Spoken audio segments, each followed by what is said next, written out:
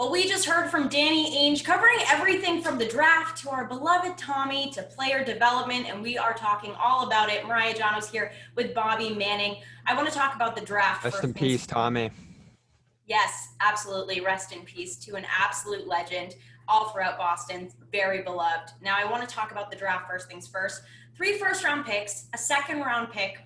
We heard Danny kind of talk about it. He doesn't want just 4 rookies for the sake of adding 4 rookies. What do you really think is the draft strategy here? They're going to try to move up one way or the other.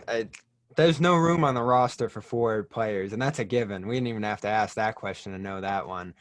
So everyone wants to see them move up to number 5, number 6, into that top 10 to try to get a great player. And today we heard a report from Kevin O'Connor that they're looking at number 6, Atlanta specifically. The problem is other teams looking to move up to those spots too, and they probably have more to offer.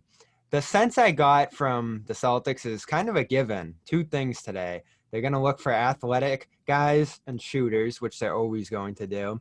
And they're going to look for a great deal that the Celtics are obviously going to win, which is so Danny Ainge. So for that reason, I don't see them getting up into the top 10. Now, they do have 3 picks here, 14, 26, and 30. Can they condense 26 and 30 into another mid-rounder, maybe 16 or 17? I think that's the more likely scenario than getting up into the top 10. But they do need to condense all of this somehow.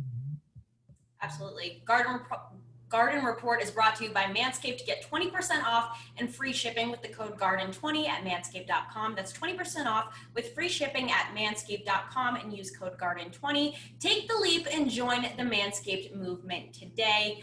So back to the draft, you touched on it a little bit, looking for good shooters. But aside from that, what do you think that they should specifically be looking for with the draft? They're going to have to find someone who can score off their bench and contribute at the wing position off their bench. There's a lot of talk about getting a point guard as sort of Kemba insurance, which could be smart. There's some guys in there that could be secondary playmakers on the team, but they still have Marcus Smart as that backup point guard per se. So I don't think that's a huge need. Big man is another one.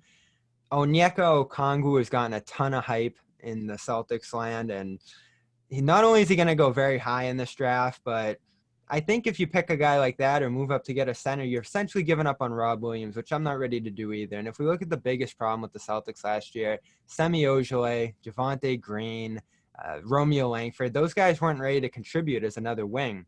And I thought Ryan Bernardoni on Twitter made a great point that if your team's 60% wings like the Celtics are, you need that much off your bench too. And they didn't have a single reliable wing off their bench. So I'm looking for a wing guy.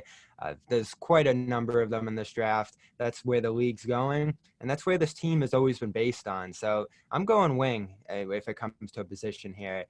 Danny has said they draft for need in this draft, maybe more than others. But you also try to look for the best guy you can possibly get too if you're picking in the lottery. So there's a fine line they're going to have to balance there. But I'm going wing.